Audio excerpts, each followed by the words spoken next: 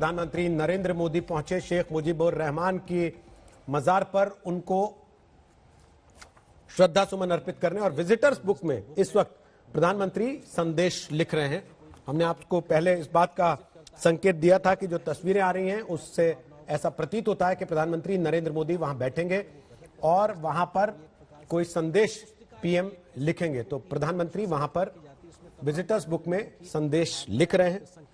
कुछ ही देर के बाद वो तस्वीर भी सामने होगी कि भारत की तरफ से प्रधानमंत्री नरेंद्र मोदी ने बांग्लादेश यात्रा के दौरान यहां विजिटर्स बुक में क्या लिखा है। हम आपको दो तस्वीरें दिखाते हैं। तब तक आज प्रधानमंत्री नरेंद्र मोदी ने श्रद्धा सुमन अर्पित किए उनकी मजार पर जाकर, समाधि स्थल पर जाकर, और कल उन्होंने सम्मान दिया था बंगबंधु को मुजीब जैकेट पहनकर। जो खबरें थी उसके मुताबिक भारतीय उच्चायोग ने बांग्लादेश से करीब 100 जैकेट्स का ऑर्डर दिया था, यानी कि तमाम लोग जो वहां पर मौजूद हैं भारतीय प्रतिनिधिमंडल के हिस्से के तौर पर, उन सबको भी ये संकेत, ये संदेश पहले से स्पष्ट किया गया।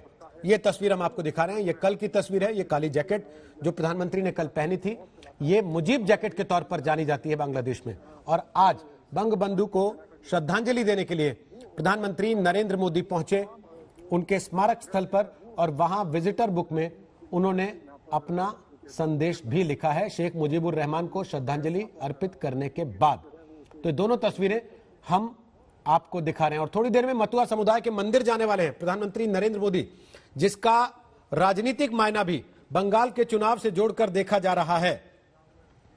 वहां पीएम मतुआ समुदाय के 300 लोग करीब रहते हैं, उनसे मिलेंगे, उनसे बातचीत करेंगे, और यह माना जा रहा है कि उसका सीधा असर बंगाल में जो मतुआ समुदाय के वोटर हैं, जो 70 सीटों पर अपना प्रभाव रखते हैं, उनसे एक तरीके का कनेक्ट बिल्ड करने की कोशिश ये प्रधानमंत्री की है। हालांकि आपको याद दिला दें, गृह मंत्री अमित शाह भी गए थे और उन्होंने मतुआ समुदाय से जुड़े व्यक्ति के घर पर भोजन भी किया था।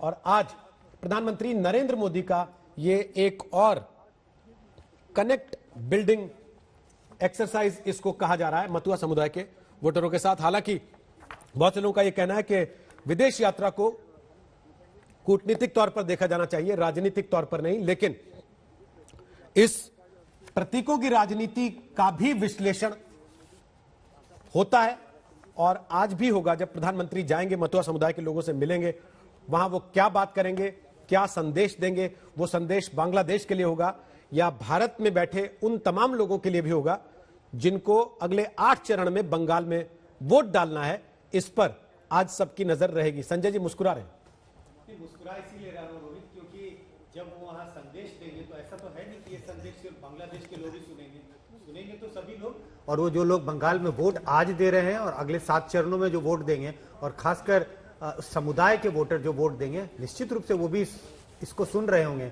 लेकिन अब इस संदेशों का कितना असर होगा ये तो आने वाला समय बताएगा। 2 मई को जब वोट की काउंटिंग होगी तभी हमें पता चलेगा।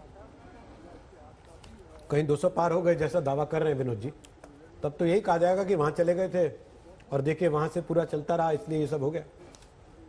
तब क्या कहा जाएगा वो तो तब की बात होगी कि बहुत सारे नहीं, आजकल तो पहले पता लग जाता है कब कौन क्या कहेगा।